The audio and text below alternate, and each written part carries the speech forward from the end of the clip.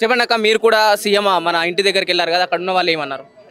Sir ఏంటంటే రేవంత్ రెడ్డి గారికి చెప్పేది ఏంటంటే సార్, మేము జూన్ 19th వస్తే కూడా సీఎంని కలవడానికి వస్తే ఓఎస్డీ గారు కలిసిండు సార్. ఓఎస్డీ గారు మాట్లాడిన తర్వాత డీజీపీ గుప్తా గారికి పంపించిండు. గుప్తా సార్ దగ్గర ఇంతమంది 300 మెంబర్స్ వెళ్ళిన తర్వాత మేము చూస్తాం మీ ఫైల్ అవుతుంది అని అన్నారు. మినిస్టర్ ద్వారా రావాలంటే సీతక్కని కలిసి ఒక 10 days కూడా అవుతలేదు సార్. సీతక్క దగ్గర నుండి కూడా లెటర్ తెచ్చుకున్నాం. సీతక్క ఇప్పుడు ఉన్న డీజీపీ గారికి ఫోన్ చేసింది, మేము హోంగార్డ్ని పంపిస్తామంటే పంపియండి చూస్తామని అన్నారు. మాకు ఎవ్వరి నుండి ఏం హెల్ప్ జరగట్లేదు సార్. మాకు వస్తాయన్న హోప్ మీద ఒక 4 వెళ్ళాలంటే అదే సిస్టమేటిక్గా 4 వెళ్తున్నాం. ఈ 4 మాట 300 మంది వింటున్నారు సార్. కానీ రేవంత్ రెడ్డి గారు మాకు ఏం హెల్ప్ చేయట్లేదు. మేమందరం తావడం తప్ప మాకు వేరే దారి లేదు సార్. వేరే ఏమన్నా చూసుకుందామంటే కూడా మీరు ఇంతకుముందు ఏం చేసిండ్రు అంటే హోంగార్డ్ చేసినామంటే మీకు హోంగార్డ్లో చేసిండ్రు కదా, మీకు ఇది ఎందుకు అంటున్నారు. మా పిల్లల్ని పోషించుకోవడం కష్టమవుతుంది.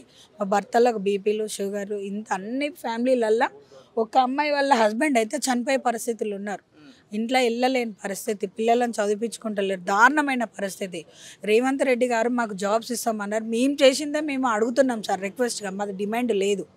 సారు మాకు హెల్ప్ చేస్తామన్నారు, అది మేము వేడుకుంటున్నాం సార్, దీనంగా అడుక్కుంటున్నాం. మేము భిక్షమేయండి సార్ అని అడుక్కుంటున్నాం. మా జాబ్లో మేము రికమెండేషన్ కాదు సార్, జెన్యున్గా వచ్చినాం మేము. మాకు 2004లో ఈవెంట్స్ పెట్టిండ్రు 250 మెంబర్స్కి. మాకు అన్ని ఎవిడెన్స్ ఉన్నాయి. రిమోలు చిన్న కారణాల వల్ల హయ్యర్ ఆఫీసర్లో కూడా లేడీస్కి పడక కూడా చేసిన వాళ్ళు ఉన్నారు సార్. హయ్యర్ ఆఫీసర్ హోంగార్డ్ అంటే చీప్, వాళ్ళ ఇళ్ళల్లో పనులు చేయాలి, వాళ్ళ పిల్లలకు బాక్సులు పెట్టాలి, వాళ్ళు ఇక కొంచెం వల్గర్ ఉన్నారు సార్. డిపార్ట్మెంట్లో కూడా వల్గర్ ఉన్నారు. ఆడోళ్ళు వాళ్ళకి అనుకూలంగా ఉంటే జాబ్ ఇస్తారు, లేకపోతే తీసేస్తారు. ఇట్లున్నాయి సార్ మా పరిస్థితి. మేము ఎవరికి చెప్పుకోవాలి? మీరు ఏ సంవత్సరం రిక్రూట్ అయినలో, ఏ సంవత్సరంలో మీ విధులను తొలగించిల్లు? 2004లో రిక్రూట్మెంట్ 250 బ్యాచ్ వరంగల్ నుండి అన్ని డిస్ట్రిక్ట్ల నుండి రిక్రూట్మెంట్ పెట్టిల్లు సార్. అట్లా అయినా మేము రిమోల్ అయింది 2008లో. ఏ కారణం ప్రత్యేకంగా? చిన్న లేట్, ఒక 10 minutes లేట్ అంతే. 2008 అంటే కాంగ్రెస్ ప్రభుత్వం అయినా అప్పుడు ఉన్నది కూడా లేదు సార్. ఉమ్మడి ప్రభుత్వం అప్పుడు మమ్మల్ని రానియలేదు, మా ప్రాబ్లమ్స్ ఏం చెప్పినలేదు. ఇప్పుడు ఈ గవర్నమెంట్ వచ్చింది కదా, ఈసారి అన్న మా బాధలు తీరుస్తాడేమో అని ఈ గవర్నమెంట్ వచ్చిన దగ్గర నుండి తిరుగుతున్నాం సార్. ఇంతవరకు మేము వరంగల్ నుండి రావాలంటే చిన్న పిల్లల్ని వదిలిపెట్టి నైట్ జర్నీ చేసి రావాలి సార్. ఈడికి వచ్చిన తర్వాత కనీసం రేవంత్ రెడ్డి సార్ని కలుస్తలేడు. ఓఎస్డీ గారు మాట్లాడుతున్నారు, పంపిస్తున్నారు. ఇప్పుడు ఈ రోజు ఏమన్నారంటే ఓఎస్డీ గారే సీఎం గారు అవుతున్నారు. ఓఎస్డీ గారు మమ్మల్ని అక్కడ నుండి సీఎం గారి దగ్గరికి మా ఫైల్ పంపించడం లేదు.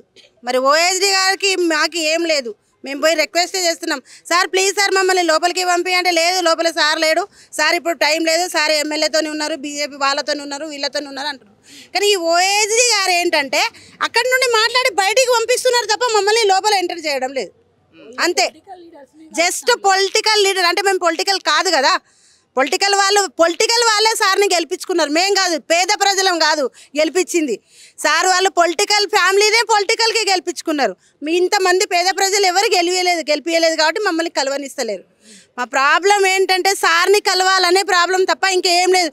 సార్ ఇస్తాడా ఇయ్యడా తర్వాత, కానీ మా ప్రాబ్లం అయితే సార్ దగ్గరికి పోవాలి కదా. ఇంతకుముందు 3 పంపించారు, నాకు, ప్రశాంత్కి, ఇంకొక అన్నకు. ఓఎస్డీ గారు అంటారు మీరు రవి గుప్తా దగ్గరికి వెళ్ళండి, నేను కాల్ చేస్తున్నాను, మీకు వేరే డిపార్ట్మెంట్లో ఇస్తారు. వేరే డిపార్ట్మెంట్లో మాకెందుకు వేరే డిపార్ట్మెంట్లో? మేము చేసిన రోజులు 4 రోజులు మా యూనిఫామ్లు మేము చేసుకొని ఆ యూనిఫామ్ మీద గౌరవంగా చచ్చిపోయినా బాధ లేదు. మేము కోరుకునేది కూడా అదే. కానీ ఓఎస్డీ గారి సంగతి బాధ ఏంటంటే వీళ్ళు సార్కి పోయి నన్ను లోపలికి పంపించలేరని, నా మీద ఏడో చెప్తాడో అని పంపిస్తలేరు. కేవలం ఓఎస్డీ గారి దగ్గర నుండి మమ్మల్ని లోపలికి పంపిస్తలేరు అంతే. అంటే డీజీపీ గారికి ఫోన్ చేస్తారు, మళ్ళీ అక్కడ మేము పోతాం, మళ్ళీ సేమ్ మాకు ఇదే పొజిషన్, మళ్ళీ సేమ్ ప్రాసెస్, మళ్ళీ అంతేగా. ఫుట్బాల్ ఆడుతున్నారు, ఈ కోర్టు నుంచి ఆ కోర్టు నుంచి ఫుట్బాల్ ఆట ఆడుతున్నారు సార్ మమ్మల్ని. ఇప్పుడు ఏంటి పరిస్థితి? ఒకవేళ సీఎం గారు కానీ అధికారులు పట్టించుకోకపోతే కార్యాచరణ ఎలా ఉండబోతుంది మీది? భారీ ఎత్తున ధర్నా చేస్తామండి. మా జాబ్లు మేము వచ్చేదాకా మేము వారు అరెస్ట్ చేస్తారా, మమ్మల్ని జైల్లో పెడతారా, మమ్మల్ని జైలుకి పంపిస్తారా, సార్ దిగొచ్చే వరకు రోడ్డు మీదనే కూర్చుంటాం. మీ అసొంటోళ్ళు ఎవరైనా సార్కి చెప్తారు. అంటే వాళ్ళు అంటున్నారు కదా కొత్తగా 18 నుంచి 25 ఉన్న యువకులకు ఈవెంట్స్ పెట్టి క్వాలిఫై అయ్యాలి, మీరు కూడా అదే విధంగా క్వాలిఫై అయితే జాబ్ లోకి తీసుకుంటామని చెప్పేసి ప్రభుత్వం ఒకవైపు బలంగానే చెప్తుంది. ఎట్లా మరి మా బతుకులేంటి? మమ్మల్ని తీసేసారు కదా, 18 నుండి 20 సంవత్సరాల యువకులకు తీసుకుంటారు. మరి మేము చేసిన మా పరిస్థితి ఏంది?